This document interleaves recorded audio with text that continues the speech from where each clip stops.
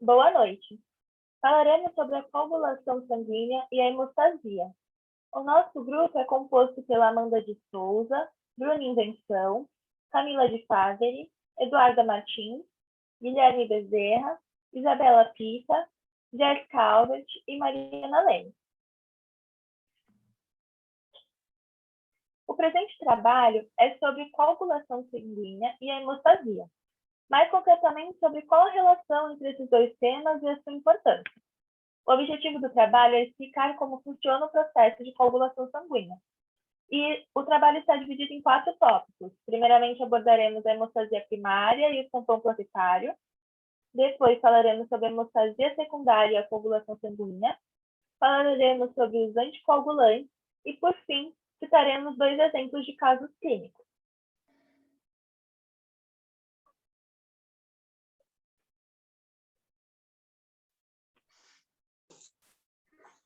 O sangue flui livremente por todo o sistema circulatório.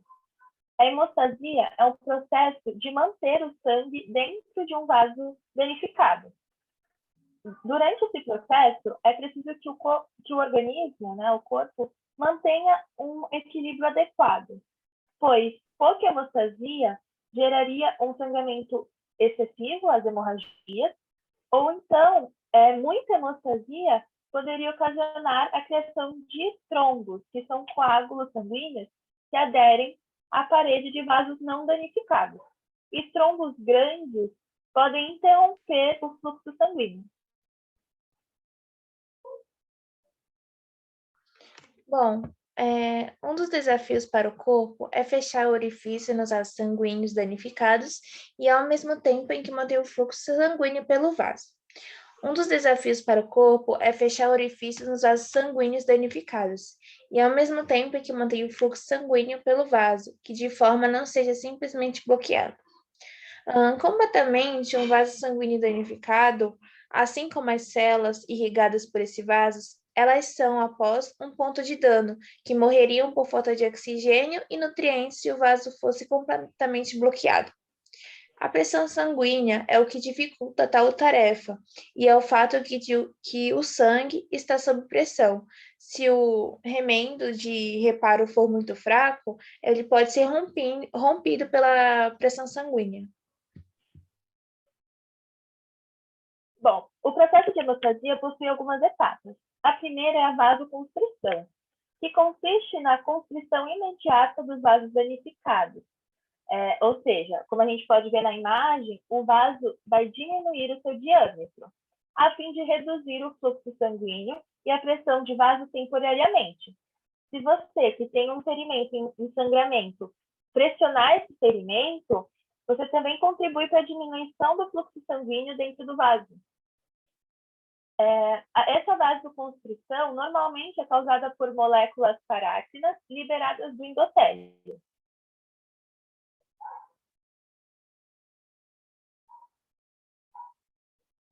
As plaquetas, elas aderem-se ao colágeno exposto quando o vaso sanguíneo está danificado. E a mudança na forma da plaqueta de repouso para uma forma dendrítica indica ativação plaquetária. Quando um vaso sanguíneo ele é inicialmente danificado, o colágeno é exposto e substâncias químicas provenientes das células endoteliais, elas ativam as plaquetas. Quando o vaso está danificado, as plaquetas rapidamente começam a aderir ao colágeno exposto. As plaquetas aderem ao colágeno com a ajuda de integrinas, proteínas receptoras da membrana, que são ligadas ao citoesqueleto.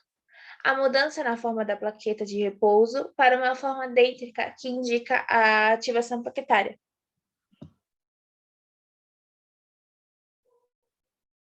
Bom, então, como a Duda disse, o colágeno exposto liga-se e ativa as plaquetas. Essas plaquetas ativadas liberarão os fatores plaquetários. O que são esses fatores? São moléculas como a serotonina, o ADP e o fator de ativação plaquetária, conhecido como PAF, que induzem a agregação e recrutam outras plaquetas para o local da lesão. O PAF ele também inicia vias que convertem os fosfolipídios da membrana em tromboxano A2. Esse tromboxano, junto com a serotonina, são vasoconstritores. O resultado final é o crescimento de um tampão plaquetário que sela a parede do vaso danificado. Então, uma vez que essas plaquetas soltam as moléculas, várias outras plaquetas se unirão a essas plaquetas ali no local da lesão e elas, agregadas umas às outras, formarão essa espécie de tampão para cobrir a lesão. A combinação da atração das plaquetas para o local da lesão e a repulsão da parede normal do vaso cria uma resposta localizada que limita o tampão plaquetário à área danificada. Ou seja, as plaquetas, elas, entre aspas, sabem o local onde devem ser aderidas. Então, elas vão se unir e ser aderidas somente ali onde há a lesão.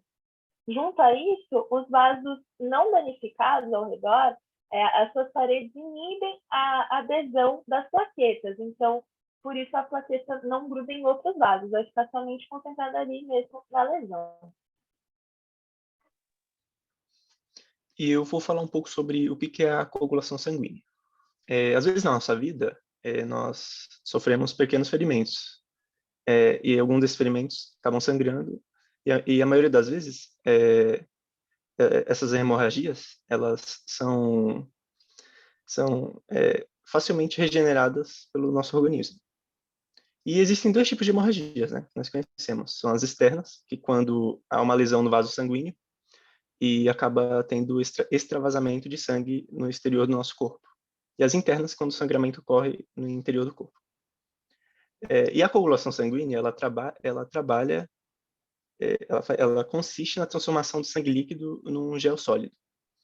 E esse gel sólido, ele é feito de coágulo sanguíneo, ou trombo, com o objetivo de parar a hemorragia. Também, juntamente, tem a cascata de coagulação, que ela vai ter como objetivo transformar o sangue num gel com consistência gelatinosa. E uma curiosidade é que ela é chamada de cascata de coagulação porque existem diversas reações químicas até chegar na formação do coágulo final, porque ela depende de outros elementos para se ativar. E essa ativação da cascata pode ocorrer por vias intrínsecas e extrínsecas. Essas vias extrínseca e a via extrínseca, que nem o Guilherme acabou de falar para vocês, elas vão produzir a troponina, né? A partir da protroponina, ela vai transformar o fibrogênio em fibrina, e a fibrina vai formar o coágulo, né? Quando o coágulo ele se forma, ele se incorpora em uma molécula de plasmina. Essa plasmina, ela é uma enzima gerada a partir do plasmogênio, pela trombina, pelo ativador tecidual. A plasmina se degrada, né, a fibrina, e formam fragmentos de fibrinas. Quando tem a dissolução da plasmina, ela é conhecida como fibrinólise. E à medida que a parede do vaso se repara, a fibrinose, ela ajuda a remover o coágulo. Então, esse coágulo ele não vai ficar lá. Para manter o controle da coagulação, né, existe uma célula que ela é responsável por liberar a substância, né? Essa célula, ela é a endotelial, ela libera uma substância que chama o anticoagulante, né? Esse anticoagulante, ele age como um bloqueio, né, nas vias da cascata de coagulação.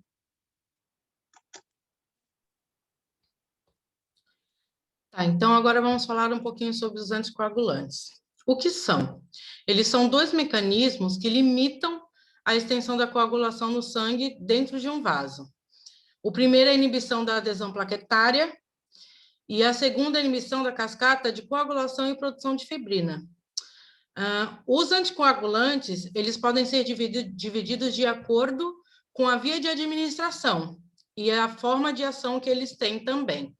Então, eles podem ser injetáveis, intravenoso ou subcutânea, e orais. O mais conhecido pela gente é o ácido acetilsalicílico, né? A aspirina. Ele é um agente que impede a formação desse tampão plaquetário. Ele age inibindo as enzimas COX, que é o ciclooxigenase, e que promovem a síntese, né, do ativador plaquetário, que é o tromboxano A2, que é um agente agregante.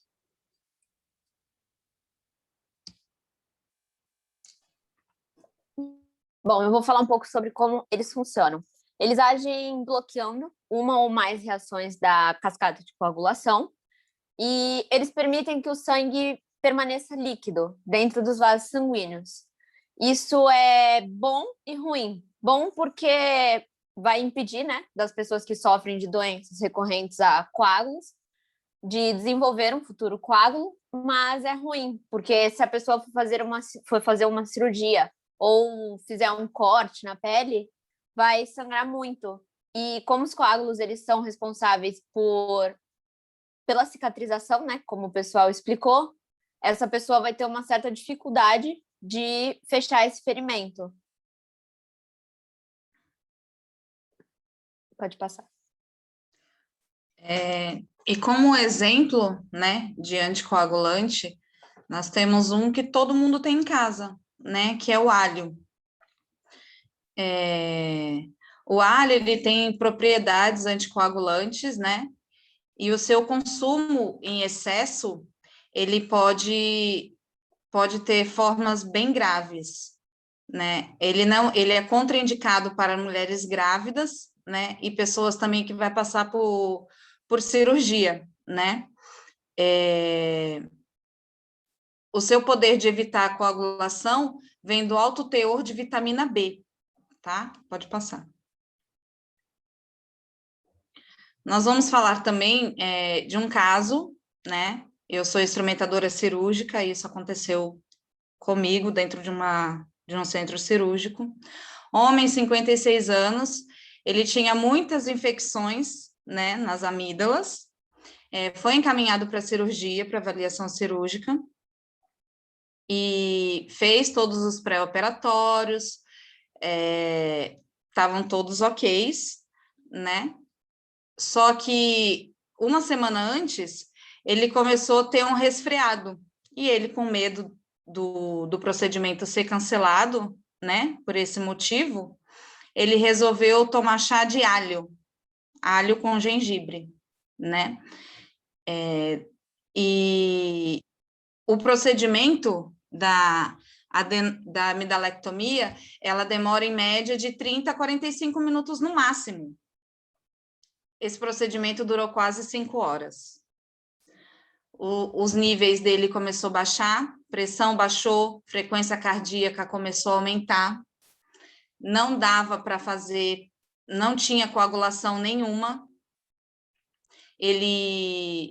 O doutor, ele estava tentando dar ponto e não conseguia, e quase entrou em choque, né, hipovolêmico, precisou, né, fazer exames. Enquanto isso, a gente estava prestando atenção no monitor, né, para ver como é que estava oxigênio, a saturação, né, saturação dele, a gente também tem que ficar vendo a temperatura do paciente. A sala toda entra em alerta, né? Porque, querendo ou não, o paciente ele pode chocar a qualquer momento, ele pode parar.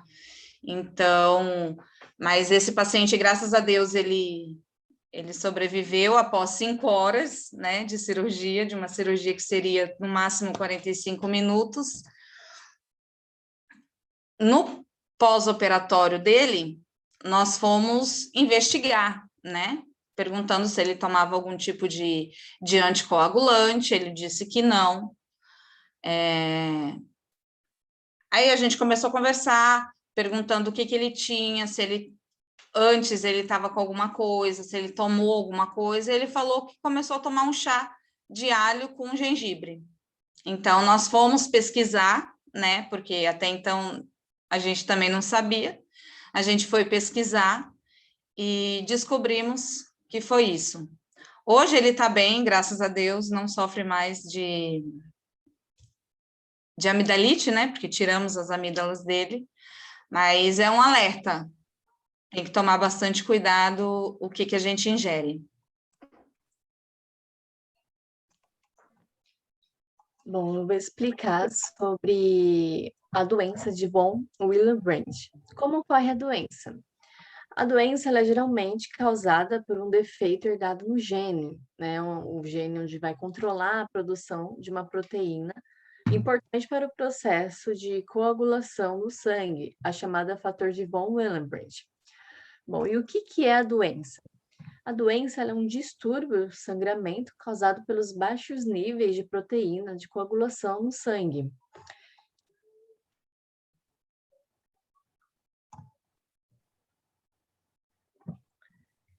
E o principal sintomas pode incluir hemorragias nasais prolongadas, também como pode se falar epistaxe, sangramento das gengivas, aumento do fluxo menstrual e um sangramento excessivo de um corte qualquer. Bom, o pré-operatório, o médico ele deve suspeitar se o paciente tem a doença de von Willebrand a partir da observação dos seguintes sinais: sintomas de sangramento como epistaxe, sangramento nasal, sangramento gengival, menorragia, sangramento após uma extração dentária, a presença de sangramento na história familiar. Bom, e esses hematomas que aparecem com frequência também pode ser um sintoma dessa doença. E o pós-operatório, né, o diagnóstico ele deve se basear na história pessoal, familiar do paciente, se há um sangramento na história. E também a partir de exames laboratoriais que o paciente irá fazer, onde vai demonstrar o defeito qualitativo ou quantitativo do fator von Willebrand.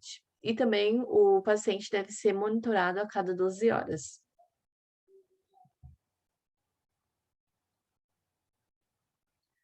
Bom, portanto, nesse trabalho, né, a gente abordou assuntos relacionados à coagulação sanguínea, hemostasia, e concluímos que é de grande importância que temos nos aprofundado mais nesse assunto, uma vez que usaremos em todo o nosso projeto acadêmico e profissional, né, cumprimos todos os objetivos que nos tinham sido propostos, e esse trabalho ele foi muito importante para o nosso conhecimento.